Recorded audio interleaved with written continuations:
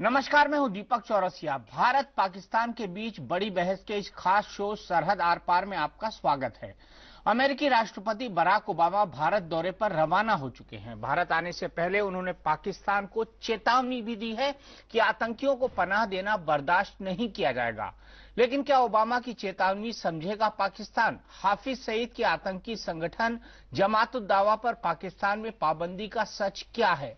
आज इन्हीं सवालों पर सीधे पाकिस्तान के साथ होगी बड़ी बहस। लेकिन पहले इस वक्त की बड़ी खबरें। खास खबरों के प्रस्तुत करता है एमडीएच, प्रकृति जैसी शुद्धता हमारी पहचान। एमडीएच मसाले, the real spice of India. अमेरिकी राष्ट्रपति बराक ओबामा भारत के लिए रवाना। कल सुबह 10 बजे पहुंचेंगे दिल्ली, लेकिन ताज का नहीं करेंगे दीदार। 27 जनवरी को आगरा दौरा रद्द। अमेरिकी राष्ट्रपति के भारत आने से पहले दिल्ली छावनी में तब्दील, चप्पे चप्पे पर कड़ी सुरक्षा। ओबामा के होटल के आसपास 300 कमांडो तैनात, 15,000 सीसीटीवी कैमरों से निगरानी। ओबामा के दौरे से ठीक पहले सीमा पर बड़ी साजिश का खुलासा। 22 जनवरी की रात लश्कर आतंकियों ने की थी घुसपैठ की कोशिश। सूत्रों से खबर, हमले के दिन आईएसआई का फिदायीन दस्ता तैयार। खुलकर सामने आया दिल्ली कांग्रेस का झगड़ा। इंडिया न्यूज से बातचीत में शीला दीक्षित ने साधा माखन पर निशाना, कहा हार की डर से दिल्ली से नहीं लड़े चुनाव। हार के डर से वो नहीं उतरे अरविंद केजरीवाल के खिलाफ? हो सकता है। दिल्ली में अब ऑटो पोस्टर पॉलिटिक्स। आम आदमी पार्टी ने किरण बेदी को कहा अवसरवादी, जनता से पूछा ईमानदार केजरीवाल चाहिए या मौका परस्त बेदी। और बाबा रामदेव का पद्म सम्मान लेने से इनकार, गृहमंत्री को चिट्ठी लिखकर कहा सन्यासी हूं, पुरस्कार की हसरत नहीं।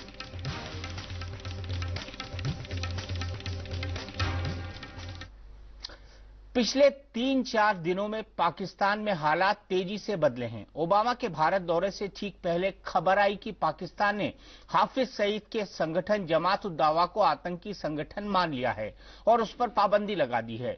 माना गया कि अमेरिका की फटकार का असर है। भारत आने से पहले अमेरिकी राष्ट्रपति बराक ओबामा ने पाकिस्तान को भी दो टूक पैगाम भी दे दिया कि 26/11 के दोषियों को सजा दो और आतंकियों को पनाह देना बंद करो। लेकिन क्या पाकिस्तान ऐसा करेगा? यह सवाल इसलिए क्योंकि जमात उद दावा पर पाबंदी को लेकर पाकिस्तान की मीडिया ही कंफ्यूज है। हाफिज सईद कराची में रैली करने की तैयारी में जुटा है और खुलेआम पाकिस्तान सरकार को चैलेंज दे रहा है कि दम है तो पाबंदी लगाकर दिखाओ। आज इंडिया न्यूज और लाहौर से दिन न्यूज के बीच इसी सवालों पर बड़ी बहस होगी कि क्या ओबामा की चेतावनी समझेगा पाकिस्तान? हाफिज सईद पर पाबंदी का ऐलान भी आधा अधूरा आखिरकार क्यों है?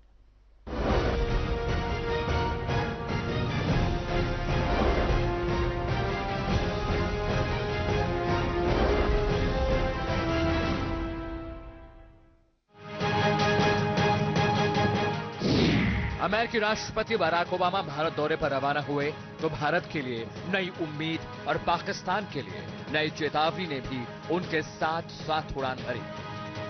भारत दौरे पर निकलने से पहले बराक ओबामा ने इंडिया टुडे को दिए इंटरव्यू में साफ साफ कहा, आतंक के खिलाफ लड़ाई में अमेरिका और भारत साथ हैं और पाकिस्तान को आतंकियों की पनाहगाह नहीं बनने देंगे।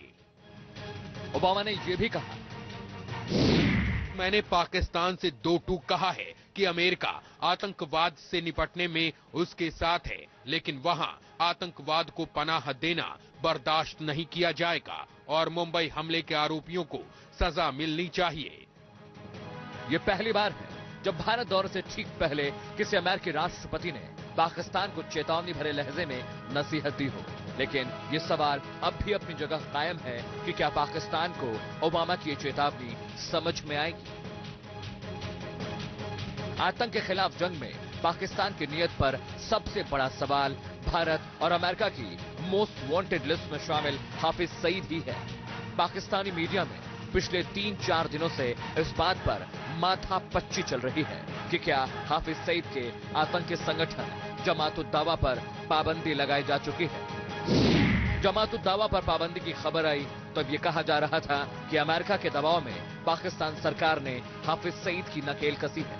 इस पर पाकिस्तानी विदेश मंत्रालय की प्रवक्ता तस्नीम असलम ने सफाई दी कि जमात उद दावा पर पाबंदी यूनाइटेड नेशंस की रिपोर्ट पर आधारित है। इसमें अमेरिका का या किसी और देश का कोई दबाव नहीं है। दिलचस्प बात यह है कि पाकिस्तान सरकार की ओर से अब तक जमात उद दावा पर पाबंदी लगाने का कोई नोटिफिकेशन जारी नहीं हुआ है। उधर हाफिज सईद लगातार पाकिस्तान सरकार को चुनौती देने में जुटा है। अब भारत पहुंचने वाले दिन यानी 25 जनवरी को ही हाफिज सईद ने कराची में मिलियन मार्च का ऐलान कर रखा है और पाकिस्तान सरकार इस सवाल पर खामोश है कि अगर जमात उद दावा पर पाबंदी लग चुकी है तो फिर जमात उद दावा के सरगना को रैली की इजाजत कैसे मिले। फिलहाल तो ये सवाल पाकिस्तानी मीडिया में भी गूंज रहा है कि क्या जमात उद दावा पर आधा अधूरा बैन लगाया गया है। अगर वाकई पाकिस्तान आतंक के खिलाफ नेशनल एक्शन प्लान के तहत जमात उद दावा पर पाबंदी लगा चुका है तो फिर नवाज शरीफ सरकार खुलकर इसका ऐलान करने से क्यों हिचक रही है। Bureau report, India news.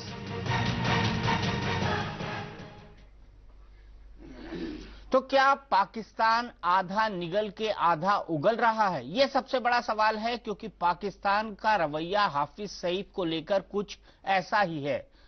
विदेश मंत्रालय पाकिस्तान पर हाफिज सईद की पाबंदी लगाने को लेकर बयान देता है, लेकिन उसकी ही इंटीरियर अफेयर मिनिस्ट्री चुप रहती है और हाफिज सईद को कराची में रैली करने को इजाजत भी मिल जाती है, रैली करने को कहा जाता है। आखिर ये सब पाकिस्तान में क्यों चल रहा है, कहां चल रहा है, किसकी शह पर चल रहा है, इसी पर बातचीत करने के लिए सीधे चलते हैं लाहौर में दिन न्यूज के स्टूडियो से हमारे साथ जुड़ गए हैं हमारे सहयोगी एंकर मोहम्मद अजीम साहब, आपको आदाब।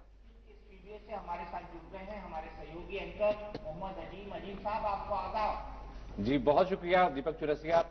ये बताइएगा कि आज जिस मुद्दे पर आप बात करना चाहते हैं उस पर बात करने के लिए आपके साथ पैनलिस्ट कौन कौन मौजूद हैं, उनका जरा तारुफ करवाइएगा। जी बिल्कुल तारुफ कराऊंगा और पहला सवाल भी दागूंगा आप पर। मेरे साथ हैं मेरी सहयोगी और हमारी एग्जीक्यूटिव एडिटर शीतल राजपूत, जो कि भारत पाकिस्तान के संबंधों को एक दशक से ज्यादा से कवर कर रही हैं। हमारे साथ है शिव शंकर मुखर्जी, जो कि एक्स एम्बेसडर हैं, नोएडा स्टूडियो में हमारे साथ मौजूद हैं। हमारे साथ है major general retired Brajesh Kumar, जो कि डिफेंस एक्सपर्ट हैं, और हमारे साथ है प्रफुल्ल बख्शी जी, जो कि एक डिफेंस एक्सपर्ट है। लेकिन मेरा पहला सवाल मोहम्मद अजीम साहब सीधे आपसे है, क्या हाफिज सईद पर पाबंदी लगाई है पाकिस्तान ने?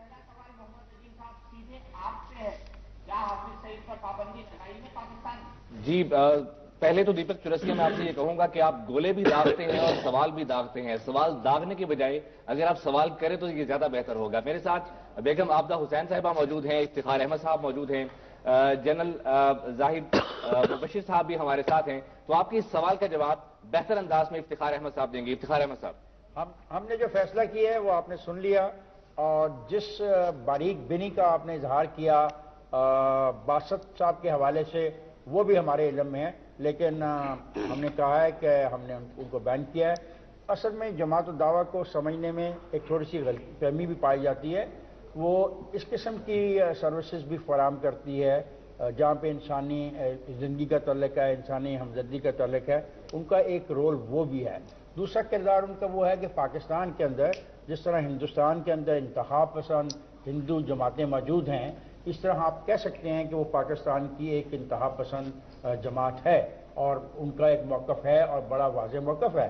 जिस तरह हिंदुस्तान में ये ख्वाहिश की जाती है अखंड भारत की, तो वहाँ पे वैसी ही ख्वाहिश यहाँ भी की जा सकती है कि ये पूरा का पूरा खिता जो है ये उनके मुसलमानों के पास होना चाहिए। इस हद तक तो ठीक है, और बाकी जो है वो पाबंदी लगी है और खुलेआम लगी है, उसको आपने भी देखा है दुनिया को। जी इफ्तिखार अहमद साहब ने आपके सवाल का जवाब दिया है। अब हम तो ये चाहेंगे कि जो जमात उद दावा पर पाबंदी आयद की गई है, इसे भारत किस अंदाज से देख रहा है, ये आप हमें बताइए अपने पैनलिस्ट से जानकर या खुद से जवाब दीजिए। नहीं, हम ये जानना चाह रहे हैं पहले कि पाबंदी हुई है कि नहीं हुई है, इसको लेके कॉन्फ्लिक्टिंग रिपोर्ट्स है। और दीपक का सवाल भी यही था कि क्या पाबंदी की गई है कि नहीं की गई है, और अगर की गई है तो फिर हाफिज सईद के खिलाफ भी कोई कार्रवाई होगी। पहले ये आप क्लियर करें, क्योंकि आपके यहाँ से कॉन्फ्लिक्टिंग बयान और स्टेटमेंट्स आ रही हैं। बेगम आबदा हुसैन साहब, ये मैं बेगम आबदा हुसैन साहब से ये जान लेता हूँ, ये जो दो कॉन्फ्लिक्टिंग स्टेटमेंट्स आए हैं, एक पाकिस्तान की वजारत खारजा की तर्जुमान की तरफ से आया है, दूसरा अब्दुल बासित साहब की तरफ से आया है, भारत भी कंसर्न है, इसको आप कैसे देखिए? देखिए, जमात उद दावा फलाही काम करती है ये तंजीम, जहाँ पे कोई नेचुरल डिजास्टर हो, फ्लड हो, अर्थक्वेक हो, ये लोग बड़े मुतहरिक हो जाते हैं और लोगों के मददगार साबित होते हैं। तो वो उनकी जो सोशल वेलफेयर वर्क है उसके ऊपर तो कोई पाबंदी, कोई इतराज भी नहीं कर सकता किसी जानिब से। जो अगर कोई उनका कोई इस किस्म का काम है जो कि हमारे खुशगवार हमसाये के साथ ताल्लुकात बनाने में आड़े आता है, या कोई इस किस्म का काम है जो कि हमारे अंदरून हालात में मुखिल होता है, तो उसके ऊपर बिल्कुल पाबंदी आयद कर दी गई। जी शीतल, दीपक चौरसिया, जवाब बहुत वाज़ेह है और सूरत हाल भी यही है। अब आप इसको कैसे देखते हैं? अजीम साहब, मेरा सवाल यह है कि हाफिज सईद मुंबई हमलों का गुनाहगार है, आप ये बात मानते हैं? अजीम साहब, मेरा सवाल यह है कि हाफिज सईद मुंबई हमलों का गुनाहगार है, आप ये बात मानते हैं? दीपक चौरसिया, इसको तो साबित करना पड़ेगा, ये अभी तक नहीं, सबूत दिए जा चुके हैं पाकिस्तान को। अमेरिकी राष्ट्रपति भी मानते हैं, अमेरिकी राष्ट्रपति जी ने भी अपने बयान में कहा है, और मैं उनको कोट करता हूं, उन्होंने कहा है कि आतंक के खिलाफ लड़ाई में अमेरिका और भारत साथ हैं और पाकिस्तान को आतंकियों की पनाहगाह नहीं बनने देंगे। यानी कि बराक ओबामा भी ये मानते हैं कि आप आतंकियों को शेल्टर देते हैं, और फॉर्मर एम्बेसडर ने माना कि हमारे खुरासानी और मुल्ला फजलुल्लाह की बात कर रहे थे कि यहाँ पर जो भारत की जानिब से सपोर्टेड दहशतगर्द हैं, उनकी पनाहगाह पाकिस्तान को नहीं बनने दिया जाएगा, और हमारा भी इरादा नहीं है। अगर हमने अमेरिका का ही सहारा लेना है तो आइए मैं भी अमेरिका का सहारा लेते हुए एक लॉ की तरफ आप मुझे बात करने देंगे? अगर आपने अमेरिका का सहारा लिया ना, ओबामा का स्टेटमेंट हाफिज सईद के हवाले से, तो मुझे भी अमेरिका का सहारा लेना पड़ेगा। United states of America severe violation of the religious freedom का लॉ 1998, आपके मौजूदा वजीर आजम पर पाबंदी, वाहिद शख्स दुनिया का जिस पे उस कानून का इतलाक हुआ। जी दीपक, और उन्हीं वजीर आजम के लिए रेड कार्पेट रोल की, उन्हीं वजीर आजम के लिए रेड कार्पेट रोल की, उन्हीं के इनविटेशन पे पहली बार कोई अमेरिकन प्रेसिडेंट भारत में रिपब्लिक डे में, भारत का जो रिपब्लिक है उसको ऑनर करते हुए उसके सम्मान में यहाँ पे आ रहा है, और दूसरी बार आ रहा है। तो ये भी एक सच्चाई और फैक्ट है। आप वो बात याद कर रहे हैं तो ये भी देख लीजिए ना। इफ्तिकार साहब, पुराने आप एग्जाम्पल लेकर आते हैं। शीतल, डेडवुड हो गए इफ्तिकार साहब। इफ्तिकार साहब, ये सब डेडवुड हो गए। ओहो शीतल, ये क्या बात कर रहे हो भाई? डेडवुड हो गए सब। क्या हो गया? डेडवुड हो गए। डेडवुड कोई चीज नहीं होती। बात सुनो, मेरी बात सुनो मिस्टर, देखो ऐसे शौक करने से कोई फायदा नहीं। तारीख में कोई चीज डेडवुड नहीं है। आज जिस हाफिज, आप भी बोलते हैं माजी को भूल जाओ, माजी को भूल जाओ, करगिल कराने के बाद ट्रीटमेंट आप दो, सो तारीख को तारीख रहने दो। तो मैं भी तो ये कह रहा हूं, मुमकिन है ऐसी हाफिज सईद को कल आप रेड कार्पेट ट्रीटमेंट दें, जैसे आप ओबामा को दे रहे हैं। उस ओबामा को जिसने severe violation of the religious freedom law of 1998 के तहत आपके प्राइम मिनिस्टर को वीजा तक नहीं दिया था। अभी उसको बुला रहे हैं नरेंद्र मोदी को। अमेरिका की तारीफ मोदी हो रहा था, मैं गया था अमेरिका, फिर उसे दहशतगर्द, चांदनी चौक बन गया था व्हाइट हाउस हमारा, उसे दुश्मन भी कहता है। व्हाइट हाउस को चांदनी चौक बना दिया था इफ्तिकार साहब। ये जो जमात उद दावा पर पाकिस्तान में पाबंदी लगी है, इसको आप कैसे देखते हैं? इस पर बात कीजिए। नहीं, हम मानते हैं कि जमात उद दावा की जो पाबंदी है, जमात उद दावा की पाबंदी है, वो देर आयत वाला काम है। हम तो ये चाहते हैं कि कराची की रैली भी उनकी निरस्त हो जाए। हम ये चाहते हैं कि हाफिज सईद को आप लोग जेल में डालें, और चूंकि वो मुंबई हमले का गुनाहगार है, इसलिए तुरंत उसको भारत के सुपुर्द कर दिया जाए।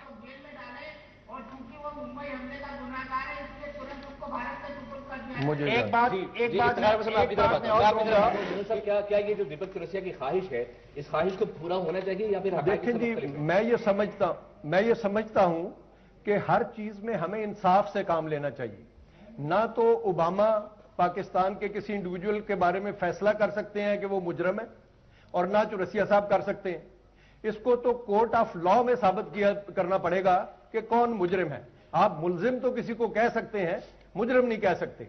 और दूसरी बात यह है कि पिछले कोई 10 प्रोग्राम्स में मैं देखता रहा कि हमारे हमसाया मुल्क भारत की तरफ से सब लोगों ने, जिन्होंने भी इस प्रोग्राम में नुमाइंदगी की, हाफिज सईद और जमातुद्दावा, उसको सबसे ज्यादा डिस्कस किया गया। आज जब उस पर पाबंदी लगा दी गई है तो उस पर भी आपको एतराज है। जब पाबंदी नहीं लगी थी तो आप फिर भी बहुत शोर कर रहे थे। तो मैं समझता हूं हमें हर चीज में कीड़े नहीं निकालने चाहिए।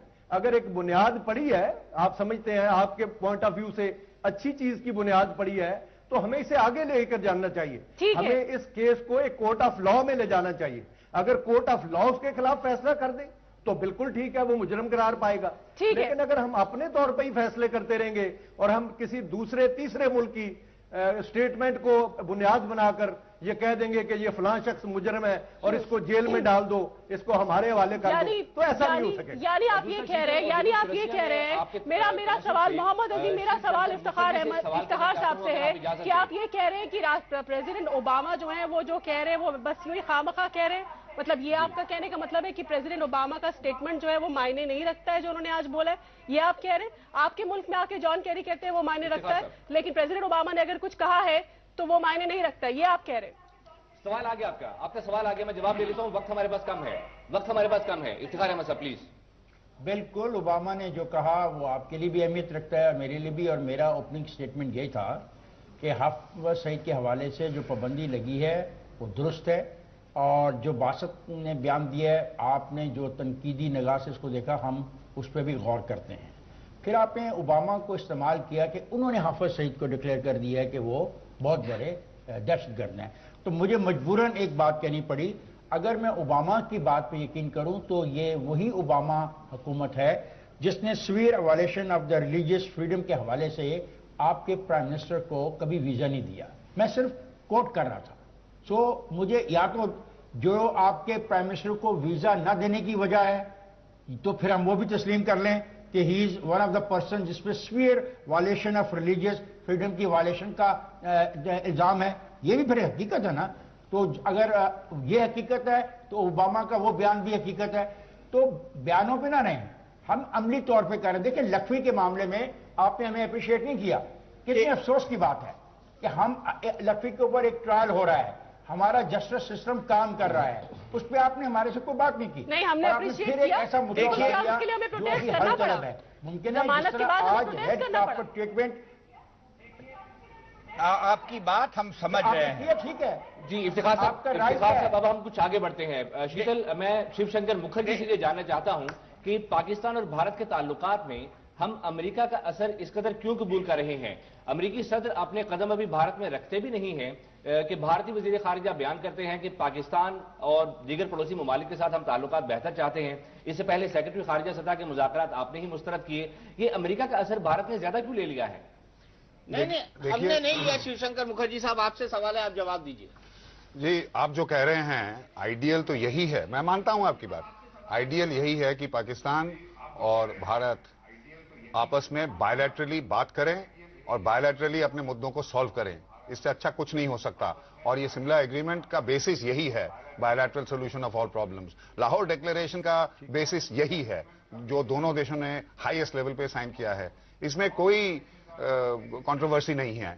अमेरिका की बात कर रहे हैं आप, ये भी एक रियलिटी है, इसको इग्नोर नहीं कर सकते।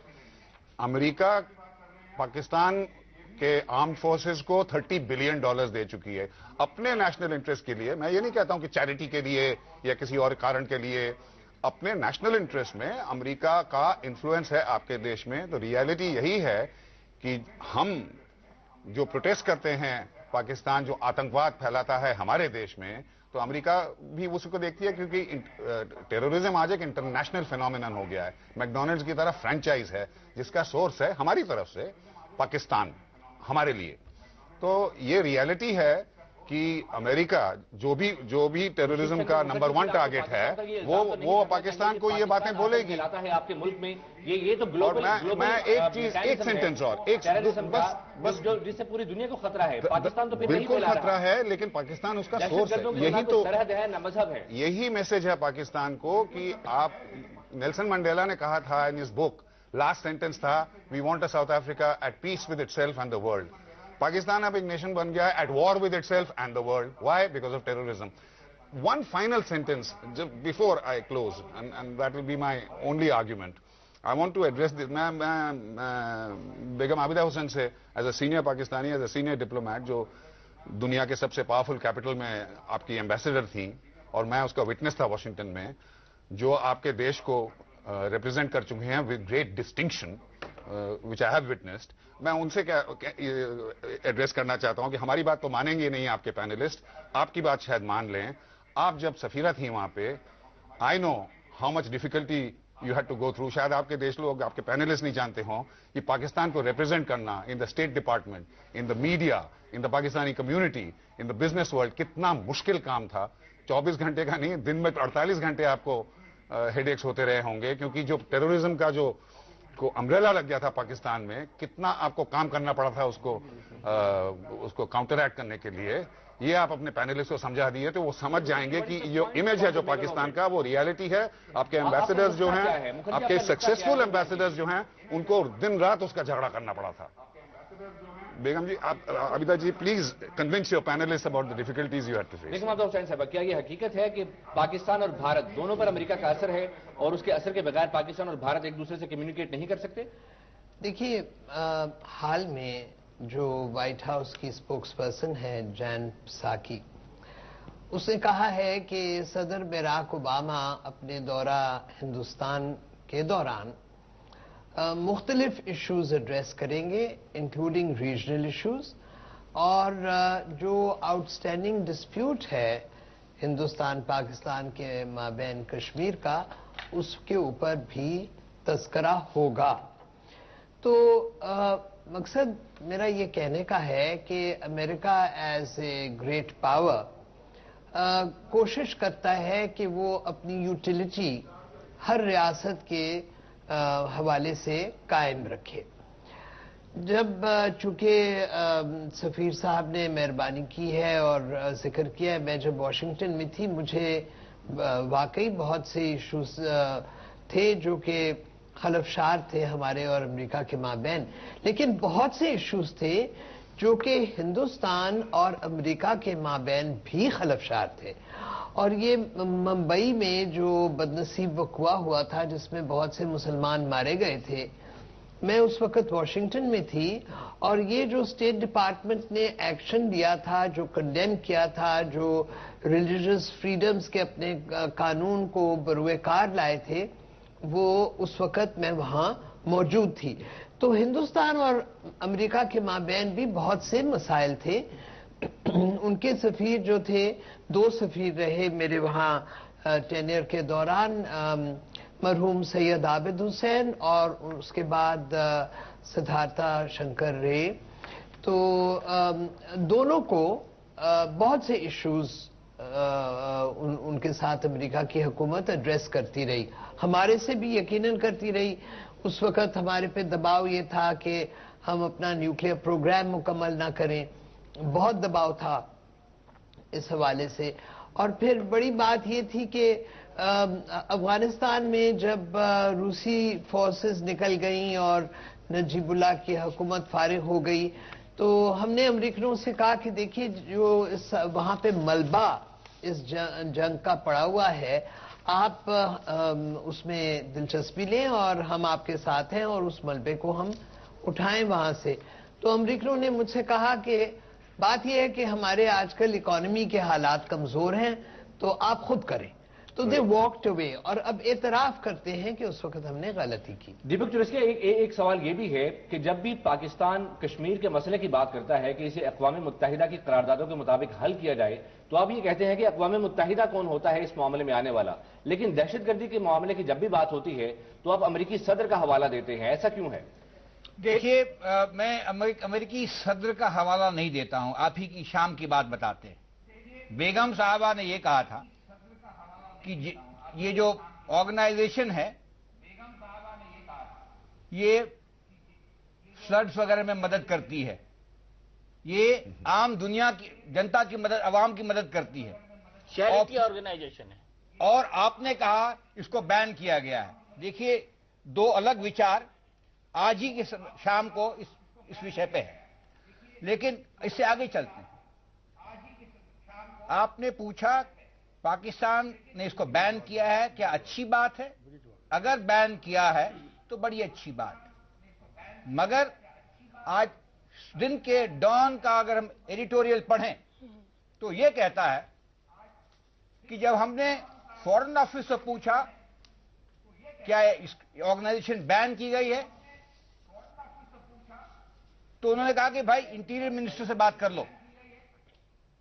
जब उनसे पूछा गया, ये बात तो हम पहले भी कर चुके हैं, ये बार बार तो कहते हैं अगर आप तीनों लोग नाटका से बात कर लो, तीनों लोग एक बात को 3 दफा भी कहोगे नहीं, तो हमारा एक सेकंड, मेरा जवाब एक सेकंड थोड़ा धैर्य रखे, मैं आ रहा हूं उसके बाद। इस माहौल में जब हम जानते हैं कि ऑर्गेनाइजेशन पहले जब भी बैंड होती है पाकिस्तान में, पुरानी बात है, उसका नाम बदली हो जाता है, वो नए रूप में आ जाती है। अगर वो नहीं हो, बड़ी अच्छी बात है, हम आपके साथ हैं। लेकिन इस माहौल में यहां पे कई भाषा में आपकी सरकार के लोग बात करते हैं, हम क्या माने? नए नाम से काम नहीं करेगी। अच्छी बात है, अच्छी बात है। आपके सुप्रीम कोर्ट ने भी कहा है, परसों की बात है, 22 तारीख को करनी है, कोई भी बैन ऑर्गेनाइजेशन नए नाम के साथ काम नहीं करेगी। आप इसको माने ना, नहीं, जो हमारा फैसला है, बड़ी अच्छी बात है। फिर हाफिज सईद कराची में तकरीर नहीं करेंगे, लेकिन शक एक ही है, आपके कवानीन का एहतराम करता हूँ, मैं आपकी बात समझ रहा हूँ और अच्छी बात है, मगर भाई हाफिज सईद पाकिस्तानी है, हाफिज सईद पाकिस्तानी है, उसका राइट है तकरीर करने का। आपको उलझन क्या है? जो उलझन आपकी है उसका मैंने जवाब आपको दे दिया है। देखो, ये ऐसे मत करो, फिर मुझे वो बात कहनी पड़ेगी। आज हाफिज सईद आपके लिए वही है जो माजी में आपका प्राइम मिनिस्टर अमेरिका के लिए था, गुजरात के रॉयट्स के हवाले से। अब बैन के बाद हाफिज सईद खिल्ली क्यों उड़ा रहे हैं कि मेरा तो सिर्फ पेंशन पे असर पड़ा कि पाकिस्तान में जो पाबंदी आयद हुई है, लेकिन भारत के अंदर जो इंतहा पसंद तंजीमें हैं, जो जनता दल है, जिस तरह आप रियासती सतह पर मुल्ला फजलुल्लाह को सपोर्ट करते हैं, उमर खुरासानी को सपोर्ट करते हैं, बलूचिस्तान में आप पाकिस्तान में जो अलहदगी पसंद तंजीमें हैं उन्हें सपोर्ट करते हैं, ये आप कैसे कह सकते हैं? ये आप कैसे कह सकते हैं? इशू ये है, अगर आप बैन कर दिए हैं और आप उसको मैनेज कर सकते हैं, पॉलिटिकली पूरी दुनिया इस बात पर आती है। ये शक है कि आप ये कर पाएंगे कि सबूत लेके आइए, कहाँ है ये सबूत? ये शक है कि बैन इफेक्टिव हो पाएगा कि नहीं। सबूत मैं बताता हूं कि आपके नेशनल सिक्योरिटी एडवाइजर ने खुद ये कहा कि अगर एक मुंबई और हुआ तो बलूचिस्तान इज गॉन। इसका क्या मतलब है? किसी ने नहीं कहा जनाब, कहाँ है वो स्टेटमेंट? कहाँ है वो स्टेटमेंट? तकरीर कहाँ है? हम किस तकरीर का हवाला दे रहे हैं? कहाँ है वो स्टेटमेंट? बलूचिस्तान इज कौन सी तकरीर? ये देखिए सरताज अजीज ने क्या कहा है, ये देखिए सरताज अजीज ने क्या कहा है, देखिए ये देखिए सरताज अजीज ने क्या कहा है, मैं पढ़ के सुनाऊं आपको सरताज अजीज ने क्या कहा है, और बता भी दो क्या कहा है। इफ्तिकार साहब सुनेंगे आप? दीपक चौरसिया, हमारे यहाँ पर अमूमी तौर पर जो फेरी वाले हैं वो बार बार आवाज लगाते हैं, जो एंकर्स हैं वो बताइए प्लीज बताइए, बयान करें क्या कहा है। सरताज अजीज दोनों देशों के संबंध बिगाड़ रहे हैं। आप बताइए क्या कहा है सरताज अजीज? उन्होंने कहा है Pakistan warns India against unilaterally altering status of Kashmir. किस तरह से? कब किया इसका जवाब दीजिए। क्या कह रहे हैं? दीपक चौरसिया अपनी बात को फ्रेम तो सही अंदाज से करें, बात तो करें, आपकी बात समझ नहीं आई। आप अपना सवाल फ्रेम करें। इफ्तिखार अहमद साहब हमारे साथ हैं, जनरल साहब हमारे साथ सवाल फ्रेम करें। प्रफुल्ल बख्शी जी आपसे एक सवाल पूछना चाहते हैं। इफ्तिखार अहमद साहब का तो मुझसे ज्यादा प्रेम है। ने ये कहा, आप बताइए भी तो सही क्या कहा। आपको एक बात मैं बताना चाहता हूं, ये जो बातों के जाल में एक दूसरे को धोखा देने की बात नहीं है, मैं बहुत दिनों से सुनते आ रहे हैं। बात सारी ये है, आप कह रहे हैं कि हमने इनको बैन कर दिया है और नाम नहीं बदलने देंगे। ये किस अथॉरिटी से बोल रहे हैं? क्या आर्मी बोल रही है पाकिस्तान की? क्या आईएसआई बोल रही है पाकिस्तान की? क्या मुल्ला एलिमेंट बोल रहे हैं? ये नहीं बोल रहे, ये आप बोल रहे हैं और या गवर्नमेंट बोल रही है, जिनकी कोई सुनता नहीं है। आप प्लीज इस बात से ध्यान रखिए। अगर उनको दूसरे नाम से भी आप रोक लेंगे, वो दूसरी जगह चले जाएंगे और फिर काम को अंजाम देंगे। इफ्तिखार अहमद साहब आप ये मत हमको धोखा देने की जरूरत नहीं। जुबान का इस्तेमाल किया है, इसको आप रिस्पॉन्ड करेंगे इफ्तिखार अहमद साहब जी? हौसला कीजिएगा, हौसला कीजिएगा। जब तक आर्मी आपकी नहीं बोलेगी तब तक कुछ नहीं होगा। हाथ हिलाओ, हाथ तो हिलाना पड़ेगा आपके लिए। और मिस्टर जवाब सुन लो भाई, ओ आर्मी, और हिलाना पड़ेगा। बात सुन लो मेरी। आप बोलो तो सही, आप बोलिए। एक बात का ख्याल रखना। किस बात का? सुनो, मैं जवाब दे रहा हूं, मैं जवाब दे रहा हूं। जल्दी दीजिए। एक बात का ख्याल रखना डायलॉग में, हमारे अंदरूनी मामलात में गुफ्तगू करने से परहेज करो। आप हमारे अंदरूनी हालात में जो गुफ्तगू करते हैं, दो सॉवरन ममालिक के दरमियान वायलेशन करते हुए टीवी प्रोग्राम में बैठ के। इफ्तिखार साहब, देखिए, प्रफुल्ल साहब, I have a statement. Iftikhar साहब, सरताज अजीज के बयान की बात की थी दीपक ने, मैं वो आपको एक बार पढ़ के बताना चाहूंगी, फिर एज अ जर्नलिस्ट मैं आपका रिएक्शन चाहूंगी। आपने कहा कि हमें आपके अंदरूनी मामलात में इंटरफेयर नहीं करना चाहिए, लेकिन आपके नेशनल सिक्योरिटी एडवाइजर क्या कर रहे हैं? Please as a journalist unbiased opinion मुझे दीजिए, आप एक पत्रकार हैं। सरताज अजीज कहते हैं, जो रिपोर्ट इस्लामाबाद से आप ही के अखबार ने छापी है, the prime minister's adviser on Wednesday said the efforts by India towards unilaterally altering the status of Kashmir would further compound an already complicated situation. आप कश्मीर के मसले में आपके नेशनल सिक्योरिटी एडवाइजर हमें कैसे ये ताकीद कर सकते हैं? Okay, Nothing wrong with that. Nothing wrong with that. Consultation कर लीजिए। ओके जी, इफ्तिखार अहमद साहब, अगर आप इजाजत दें तो बेगम आबदा हुसैन साहब से जवाब देते हैं, गलत है। बेगम आबदा हुसैन साहब से हम जान लेते हैं, नहीं करने दोगे आप कंसल्टेशन? हम तमाम इतने पढ़े लिखे हैं, इस जायलाना सवाल का जवाब दे सकते हैं। लफ्ज इस्तेमाल हुआ कंपाउंड। शीतल, लफ्ज पढ़ना जरा दोबारा। कंपाउंड के आगे अगला लफ्ज क्या है? इंडिया टुवर्ड्स, अगला लफ्ज पढ़ना। India towards unilaterally altering. Bharat Kashmir का स्टेटस यूनिलैटरली कैसे ऑल्टर कर रहा है? वो तो हमारा हिस्सा है। हम अगर वहां इलेक्शन कराते हैं, हम अगर वहां पे क्रॉस बॉर्डर वायलेशन का प्रोटेस्ट करते हैं, तो आप उसको यूनिलैटरली ऑल्टरिंग कहते हैं? शीतल, शीतल, शीतल, शीतल, शीतल, शीतल, आप सहाफी हो, कश्मीर को रिपोर्ट करती हो, कश्मीरी भी हो खुद। आराम से इस फिक्रे को दोबारा पढ़ो। अपना क्या करेगा? खुद ही उन चीजों को बदलने की कोशिश करेगा हिंदुस्तान। क्या लफ्ज कंपाउंड से अगला लाइन पढ़ना जरा। कितनी बार पढ़वाएंगे? कंपाउंड के बाद अगली लाइन पढ़ो। मैं सुना तो अभी तक आप प्रोनाउंसिएशन नहीं कर पा रहे हैं। पढ़ लीजिए, अगर नहीं समझ में आ रहा। .com में पढ़ लीजिए। शीतल आप पढ़ें, शीतल आप पढ़ें, कितनी बार पढ़वाएंगे? फिर आपके सवाल का जवाब उसमें है। आपका सवाल, आपके सवाल का जवाब उस लाइन में है। आप जवाब नहीं दे पा रहे हैं, इसलिए लाइन पढ़वा रहे हैं। देखो यार, आप जवाब नहीं दे पा रहे हैं, आप समझ ही नहीं पा रहे हैं उनके साहब लॉजिकली आपसे बात करें तो आपको स्टेटमेंट दोबारा ना पढ़ें। आप कमर्शियल वे पे बातचीत कर रहे हैं। ओ भाई, ओ मेरे पढ़े लिखे आदमी, ओ पढ़े लिखे आदमी, मैं जाहिल हूं, इसलिए मैं समझना चाहता हूं शीतल से। शीतल, लफ्ज कंपाउंड पढ़ दो, आगे फिक्रा पूरा कर दो बस प्लीज। ठीक है, अच्छा मुझे ये बताइए। ठीक है, मैं फिक्रा पूरा करती हूँ, लेकिन आप मुझे बताइए कि अगर आपके okay, I will do that. नहीं, जुमला पढ़ दे, जुमला पढ़ दे। शीतल, जुमला पढ़ दो प्लीज। शीतल, जुमला पढ़ दो। मैं पढ़ रही हूँ। Efforts by India towards unilaterally altering the status of Kashmir. कैसे आप हमारे कश्मीर को लेके हमें ही कह सकते हो कि हम उसका यूनिलैटरली स्टेटस ऑल्टर कर रहे हैं? क्या ये इंटरफेरेंस नहीं है हमारे अंदरूनी मामले में? जी, hold on this very point. Iftikhar Ahmed Sahab, आपने कह दिया जी, कह दिया। अब जवाब सुन लीजिए एम्बेसडर साहब का। जी एम्बेसडर साहब। नहीं, आप दीजिए इफ्तिखार साहब, जवाब आप दीजिए, जवाब आप दीजिए। बेगम साहब नहीं देंगी। जर्नलिस्ट टू जर्नलिस्ट है ये जर्नलिस्ट टू जर्नलिस्ट है। सहाफी ने सहाफी से पूछा है। जवाब आपको देते हैं बेगम आबदा हुसैन साहब। नहीं, बेगम साहब का मैं बहुत सम्मान करता हूँ। बहुत बेहतर जवाब देंगी। नहीं, बेगम बहुत बेहतर जवाब देंगे। चैलेंज इफ्तिखार साहब ने लिया था, चैलेंज इफ्तिखार साहब ने लिया था। आपको इफ्तिखार अहमद साहब का जवाब जो है वो समझ में नहीं आता है। नहीं, बेगम साहिबा से बेगम साहब पूरा जवाब देंगे। बात करते हैं आपको समझ में नहीं आती है। आपको देता हूं हमारी कोशिश ये है, हमारी कोशिश ये है कि बेगम आपदा नहीं, इफ्तिखार साहब भी देंगे जवाब। जी देखो इफ्तिखार साहब को दिक्कत है कोई भाई मैं कह रहा हूं, हौसला यार, हौसला यार। क्या ताने मार रहे हो यार, क्या ताने मार रहे हो। और शीतल मेरी कुलीग इसलिए कि शी इज अ जर्नलिस्ट, वो करती है रिपोर्टिंग कश्मीर से, खुद भी कश्मीरी है। और जब आदमी कश्मीरी होता है तो उसके फिर एक मोहब्बत पैदा हो जाती है अपनी। अब मुझे बात करने दोगे, और मुझे बात करने दोगे नहीं करने दोगे।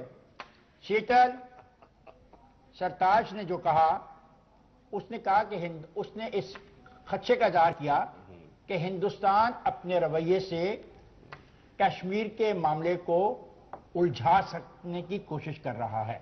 वाह! तो ये नहीं इल्जाम दिया आप पर कि आप कोई ऐसी हरकत कर रहे हो उलझा देने की। एक बात तो शीतल, अब मान लो आपसे हमारा जो डायलॉग चल रहा है कि कश्मीर का मुद्दा, जी क्या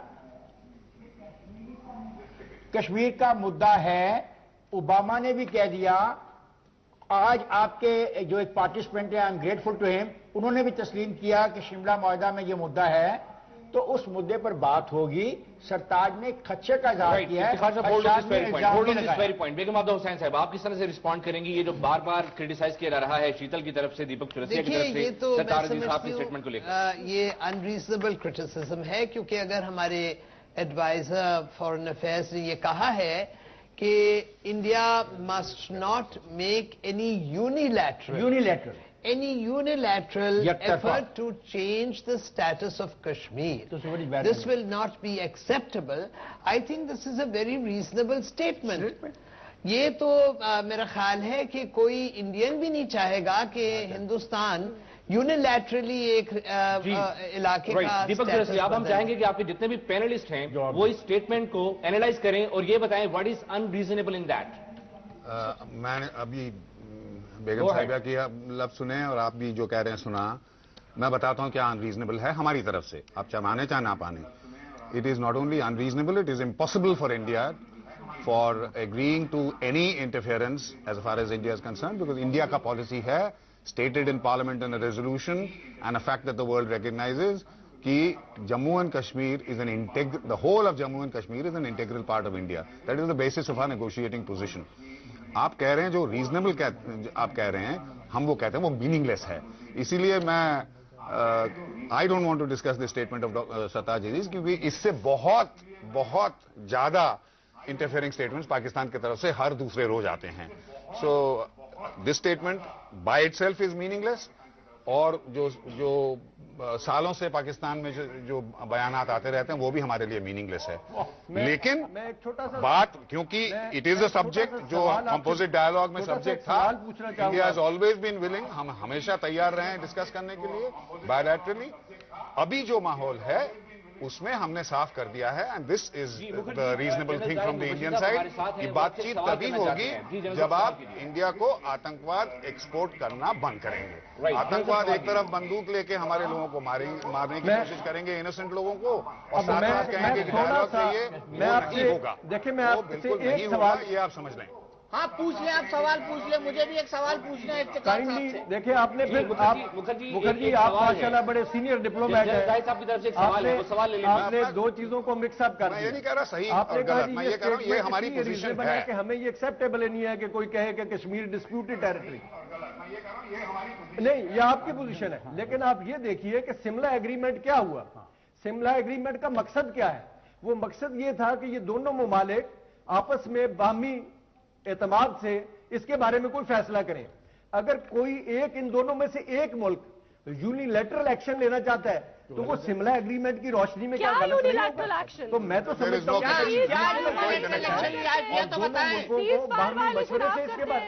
इसके बारे में बात। क्या यूनिलैटरल एक्शन आप कह रहे हैं?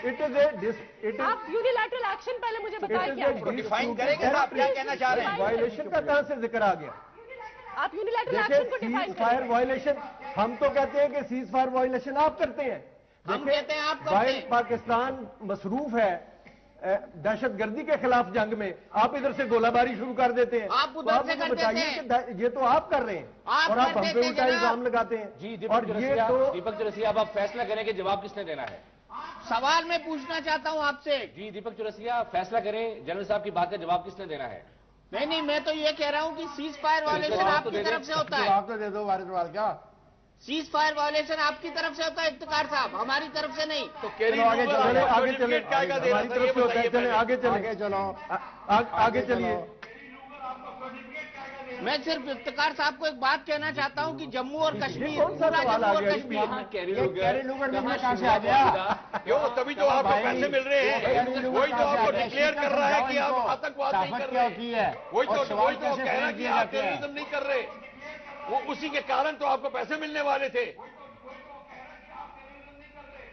नहीं दीपक चौरसिया, ये हम मशरिक में जा रहे थे, अगर मगरिब में क्यों चले गए? अगर टेररिज्म नहीं कर रहे तो आपको क्या प्रॉब्लम है? कहाँ ये आपकी सरदार अजीज की स्टेटमेंट, इसका बंधन क्या है आपस में? मतलब ये है कि आप कर रहे थे और अब आप करना बंद करने की कोशिश कर रहे हैं। भाई ये बता दें, शिमला एग्रीमेंट में हम क्या डिस्कस करेंगे?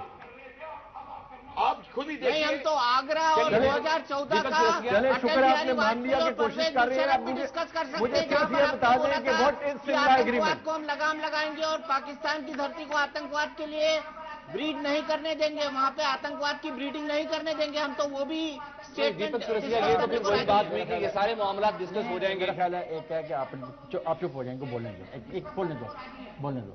अब 1 मिनट हमारे तो जवाब कोई नहीं दे प्लीज, एज ए प्रोटेस्ट कोई जवाब नहीं। जी दीपक चौरसिया, इफ्तिखार अहमद साहब एज ए प्रोटेस्ट कोई जवाब नहीं देना चाह रहे हैं क्योंकि आपका सवाल फ्रेम ही नहीं हो पा रहा है। आप मशरिक की बात करते हैं, मगरिब की बात करते हैं, कहीं आप मिसाइल की बात करते हैं, साथ ही हम माल्टे की बात कर देते हैं। मुझे पता है जेल जा चुके हैं इफ्तिखार ताकि आपकी सवाल लेकिन ये टीवी शो है। अच्छा, इफ्तिकार साहब जेल भी जा चुके हैं? हाँ, ये एक्टिविज्म नहीं है, जर्नलिज्म है। चलिए आप धरना दे दीजिए इफ्तिकार साहब, टेलीविजन स्टूडियो में धरना।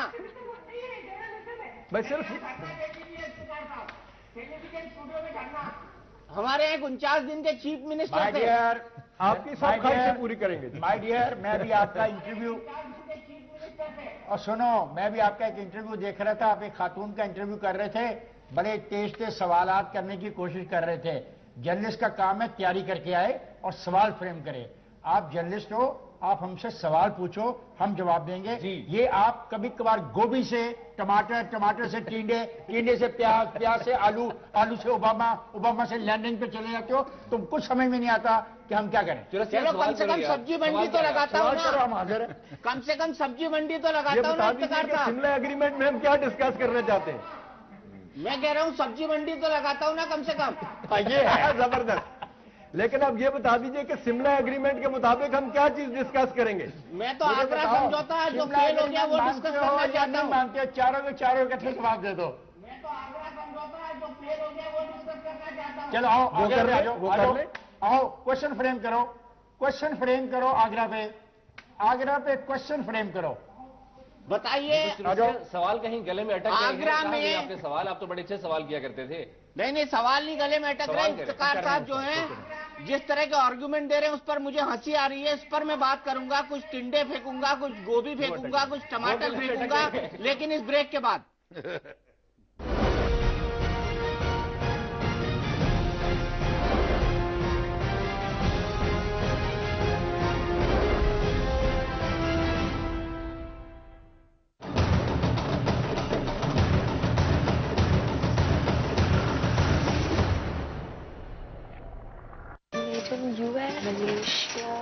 मेड इन इंडिया क्यों नहीं? सरसों का तेल, वही 80 साल की क्वालिटी और प्योरिटी अब नए अंदाज में। मेड इन इंडिया क्यों नहीं? Pizza Hut presents flavors of the world from Mexico, Rome, Turkey and Rawalpindi. होगा हर बार नए वाले से प्यार। For delivery order online. क्या आप मुश्किल दिनों के दर्द, अनियमितता, खून की कमी, थकान व कमजोरी से परेशान हैं? तो अपनाइए 90 वर्षों से नंबर 1 औषधि व टॉनिक हेमपुष्पा। हेमपुष्पा का खास फॉर्मूला उन कठिन दिनों की तकलीफों को जड़ से दूर करे और खून साफ कर रूप निखारे। मेरा भरोसा और पीढ़ियों का विश्वास सिर्फ Hempushpa.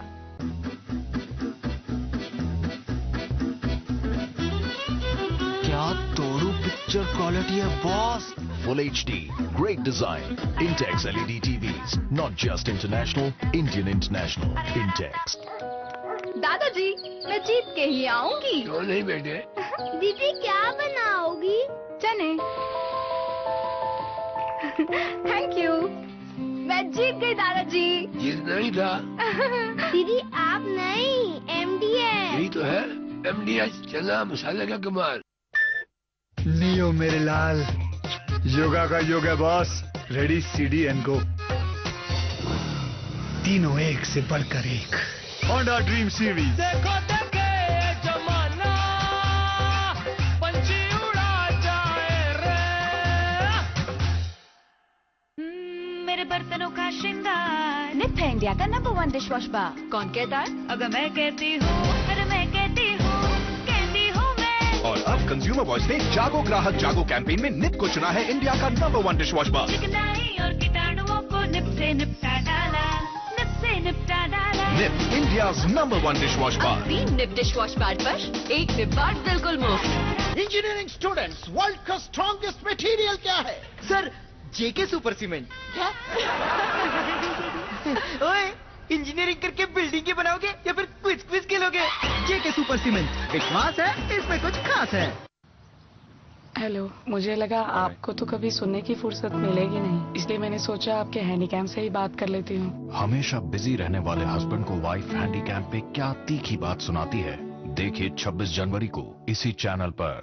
Do watch life okay screen awards on Hotstar, TV से एक दिन पहले। देखिए आज शाम 7 बजे से Hotstar.com पर।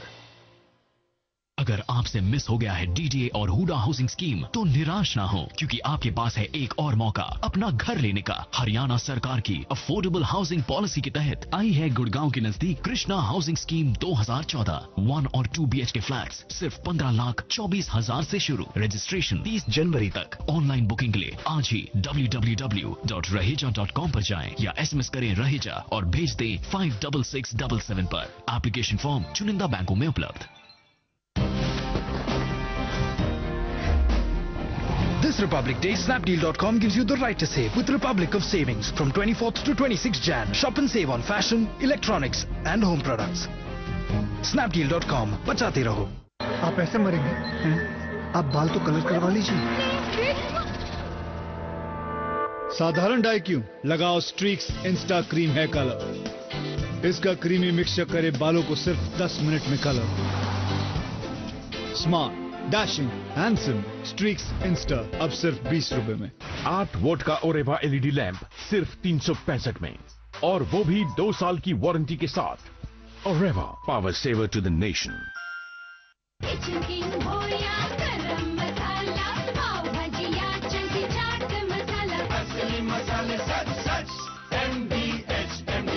ये लीजिए फर्स्ट एड। शताब्दी। हाय जीजू। ये तीनों शताब्दी पर मरते हैं मगर उसके जीजू से डरते हैं। पीटरसन हिल 2 दिन बाद सोमवार से शुक्रवार रात 10:30 बजे सिर्फ सब पर। Colormate hair color, Colormate, the true mate for your hair.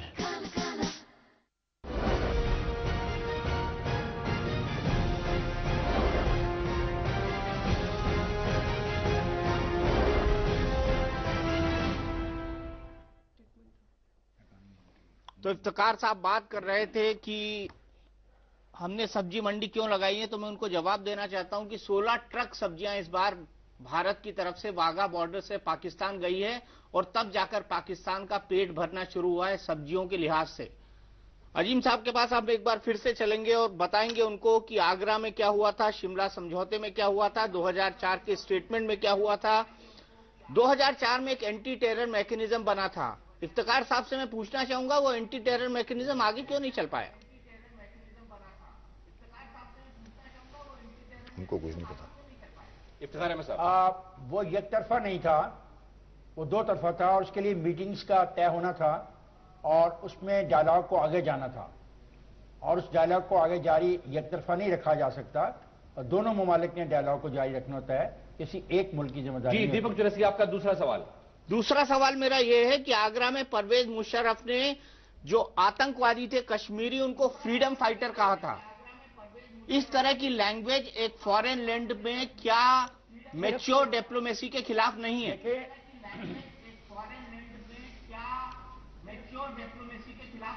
इस सवाल का जवाब बेगम आबदा हुसैन साहबा देंगी। बेगम साहबा। देखिए जी, वो आगरा की जो मुलाकात थी उसमें उन्होंने अपना मौकफ बताया। पाकिस्तान का मौकफ रहा है, पुराना मौकफ रहा है कि कश्मीरी जो अपनी हक खुद इरादियत की जद्दोजहद करते हैं वो फ्रीडम फाइटर्स हैं। ये तो एक स्टेटेड पोजीशन था। उनको इसके बावजूद कि उनका स्टेटेड पोजीशन था, उनको वहां बुलाया गया और समिट हुआ उनके और अटल बिहारी वाजपेयी के माबैन। अब उस स्टेटेड पोजीशन के बावजूद जनरल मुशर्रफ ने लाइन ऑफ कंट्रोल पे इंडिया को कहा कि आप आके और लगा दें, बार्ब्ड वायर लगा दें, और out of the box thinking उन्होंने उसका आगाज किया। जो सन 48 की किरारदादें थी उनको उन्होंने कहा हम ताक पे रखते हैं। मैं जाती तौर पे इस मौकफ की बहुत मुखालिफ थी, क्योंकि मैं समझती हूँ कि वो 1948 रेजोल्यूशंस जो थी उनमें हिंदुस्तान पाकिस्तान का इत्तेफाक था, तो कोई वजह नहीं कि वो आज भी किरारदादें इंप्लीमेंट ना हो, और हमारा असूली मौकफ उसके हवाले से दुरुस्त है। दीपक, आपका तीसरा सवाल। मेरा सवाल है, मैं ये सवाल आपके किसी भी पैनलिस्ट से या इफ्तिखार साहब से या जो भी इसका जवाब देना चाहे पूछना चाहूंगी। आप लोग बार बार अभी हमें दीपक के सवाल लेने हैं, आपकी तरफ भी आएंगे, आपके भी सवाल देंगे। दीपक अपने सवाल पूछ चुके हैं। दीपक अपने सवाल पूछ चुके हैं। अगर आप चाहते हैं कि वो और सवाल पूछे तो मैं उनसे कहती हूँ कि वो और सवाल पूछे। तीसरा सवाल करें। दीपक अपना सवाल पूछ चुके हैं, अब तीसरा सवाल मेरा है और वो ये है, चाहूंगा कि दीपक एक तीसरा सवाल करें। दीपक तीसरा सवाल। क्या है ये मजाक है क्या? आप दादागिरी कर रहे हो यार, ये उचित नहीं है। सवाल पूछने में दादागिरी। अच्छा, सवाल ये है, मेरा सवाल आपके किसी भी पैनलिस्ट से है। चलिए शीतल, आप सवाल करें। मेरा सवाल मैं पूछ लेता हूँ बेटा, मैं पूछ लेता हूँ जी। आप कीजिए। मेरा सवाल आपके किसी भी पैनलिस्ट से है और वो ये है कि आप बार बार 70 के दशक के 70s के शिमला मुआहदे की बात करते हैं। 21वीं सदी का जो जॉइंट एंटी टेरर मैकेनिज्म है वो आगे नहीं बढ़ पाया, या उसको कैसे बॉल्स्टर करें, उसको कैसे मजबूत करें। आज की तारीख में जब आप भी आतंक के शिकार है और हम तो हैं ही, तो बजाय उसके आप इसकी बात क्यों नहीं करते? आप 70 के दशक के मुआहदे पे क्यों को पकड़ कर बैठे हुए हैं? इफ्तिखार साहब। नहीं, देखिए, हमने तो बातचीत से इनकार कभी किया नहीं। हमारा तो ये स्टेटेड कॉन्सेप्ट है कि आप हमारे से बातचीत करें। बातचीत में तात्तल जो आता है वो आपकी वजह से आता है। आप जिस मौजू पे बात करना चाहें, जिस रेफरेंस से बात करना चाहें, पाकिस्तान तैयार है बात करने के लिए। कश्मीर पर आप यूएन रेजोल्यूशंस के तहत कर लें, शिमला एग्रीमेंट के तहत कर लें, एंटी टेररिज्म का जो मैकेनिज्म है उसके तहत कर लें। मतलब आप 1970s में रहना चाहते हैं, आप 21वीं सदी में नहीं जीना चाहते, आप 1970 में ही रहना चाहते हैं। आप you don't want to move forward. देखिए, ये तारीख को तो आप बदल नहीं सकती ना। Unfortunately the burden of history has to be carried. तारीख को तो आप बदल नहीं सकती। That is why you are carrying too much of a burden of history of 1971. Iftikhar Ahmed साहब, तारीख में कौन रहना चाहता है? Burden of guilt. अजीब, 1 मिनट बाकी है, मैं एक सवाल इफ्तिखार साहब से पूछना चाहता हूँ।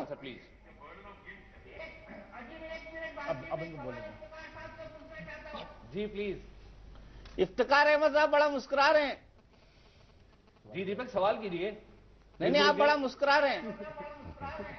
तो सवाल में से नहीं आया, इसलिए मैं मुस्कुरा रहा हूँ। आपने मेरा दिल जीत लिया। मेरे पास सवाल नहीं पहुंचा तुम्हारा। आलू था, अंडा था, टमाटर था, प्याज था, भिंडी था। नहीं, ये अंडा है। कौन?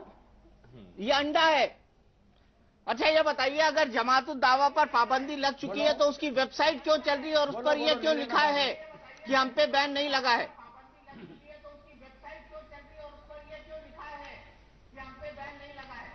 देखो, कुछ बातें ऐसी हैं, मैं उनको समझता हूं कि वो मेरे मुल्क का इंटरनल मैटर भी है।